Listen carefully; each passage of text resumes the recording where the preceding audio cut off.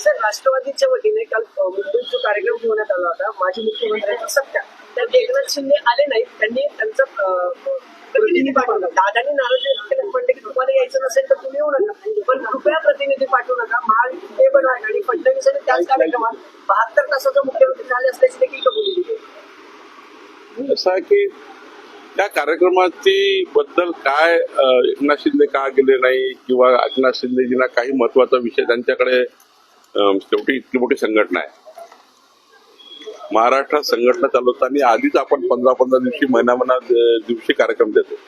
एखाद्या वेळेस एकनाथ शिंदेजी एखाद्या त्यांच्या महत्वाच्या संघटनात्मक कार्यात किंवा 4-4, 5-5 महत्वाचे डिपार्टमेंट आहे, त्यामुळे एखाद्या कार्यक्रमात नाही गेलं याचा अर्थ यांनी असं केलं त्यांनी तसं केलं. मला वाटतं आमची महायुती प्रचंड मजबूत आहे, कुठेही बेबनाव नाही. आणि आमची महायुती आम्ही तिघही म्हणजे देवेंद्रजी, एकनाथजी आणि अजितदादा हे एकत्र भावासारखे काम करतात आहे. मी तर त्याचं साक्षी आहे. त्यामुळे मला वाटतं की हे तयार केलेलं चित्र आहे. हे चित्र तयार करून महाराष्ट्रामध्ये काहीतरी एक विचित्र वातावरण निर्माण करण्याचा प्रयत्न करतात. महसूलच्या बाबतीचा निधी जो आहे तो वळवण्यात आलाय. लाडक्या बहिणीकडे वळवण्यात येतो असा आरोप होतो. आणि मंत्री आणि सत्य काय त्या मंत्रीच म्हणाले खातं बंद करून टाका, पैसे द्यायचे नाही. मंत्री महोदय काय बोलले मला माहिती घ्यावं लागेल. पण लाडक्या बहिणीचा जो एक योजना आहे त्यामध्ये शेड्यूल ट्राईबच्या लाडक्या बहिणी, आदिवासी भागातल्या लाडक्या बहिणी त्यांची योजना आहे. सामाजिक न्यायामधल्याही विविध खात्यामध्ये जसं सामाजिक न्यायाचे जेवढे जाती समाजी आहेत, जाती आहेत त्यांच्यामध्ये लाडक्या बहिणी आहे. त्यामुळे काही काही क्वांटम थोडा सामाजिक न्यायाचा, काही क्वांटम आदिवासी भागाचा, काही क्वांटम महिला बालकल्याणचा, काही क्वांटम याचा.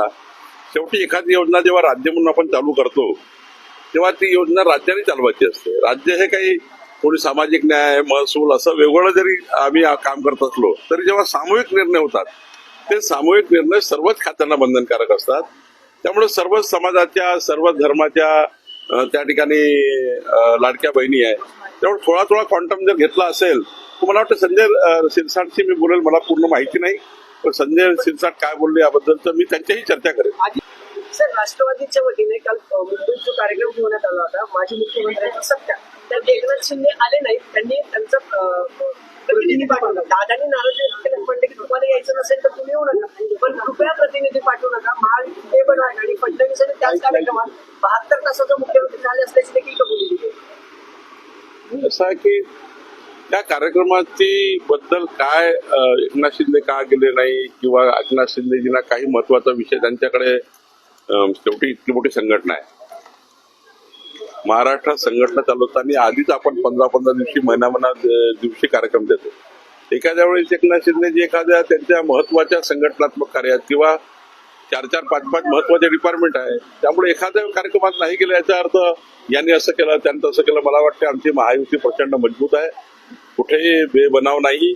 आणि आमची महायुती आम्ही तिघही म्हणजे देवेंद्रजी, एकनाथजी आणि अजितदादा हे एकत्र भावासारखे काम करतात आहे. मी तर त्याचं साक्षी आहे.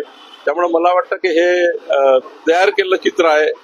हे चित्र तयार करून महाराष्ट्रामध्ये काहीतरी एक विचित्र वातावरण निर्माण करण्याचा प्रयत्न करतात. महसूलच्या बाबतीचा निधी जो आहे तो वळवण्यात आलाय. लाडक्या बहिणीकडे वळवण्यात येतो असा आरोप होतो. आणि मंत्री आणि सत्य काय त्या मंत्रीच म्हणाले खातं बंद करून टाका, पैसे द्यायचे नाही. मंत्री महोदय काय बोलले मला माहिती घ्यावं लागेल. पण लाडक्या बहिणीचा जो एक योजना आहे त्यामध्ये शेड्यूल ट्राईबच्या लाडक्या बहिणी, आदिवासी भागातल्या लाडक्या बहिणी त्यांची योजना आहे. सामाजिक न्यायामधल्याही विविध खात्यामध्ये जसं सामाजिक न्यायाचे जेवढे जाती समाजी आहेत, जाती आहेत त्यांच्यामध्ये लाडक्या बहिणी आहे. त्यामुळे काही काही क्वांटम थोडा सामाजिक न्यायाचा, काही क्वांटम आदिवासी भागाचा, काही क्वांटम महिला बालकल्याणचा, काही क्वांटम याचा. शेवटी एखादी योजना जेव्हा राज्य म्हणून आपण चालू करतो तेव्हा ती योजना राज्याने चालवायची असते. राज्य हे काही कोणी सामाजिक न्याय, महसूल असं वेगवेगळं जरी आम्ही काम करत असलो तरी जेव्हा सामूहिक निर्णय होतात ते सामूहिक निर्णय सर्वच खात्यांना बंधनकारक असतात. त्यामुळे सर्वच समाजाच्या, सर्वच धर्माच्या त्या ठिकाणी लाडक्या बहिणी आहे. त्यामुळे थोडा थोडा क्वांटम जर घेतला असेल तर मला वाटतं संजय शिरसाटशी मी बोलेल. मला पूर्ण माहिती नाही, पण संजय शिरसाट काय बोलले याबद्दल तर मी त्यांच्याही चर्चा करेन. म्हणाले की जर कदाचित भविष्यामध्ये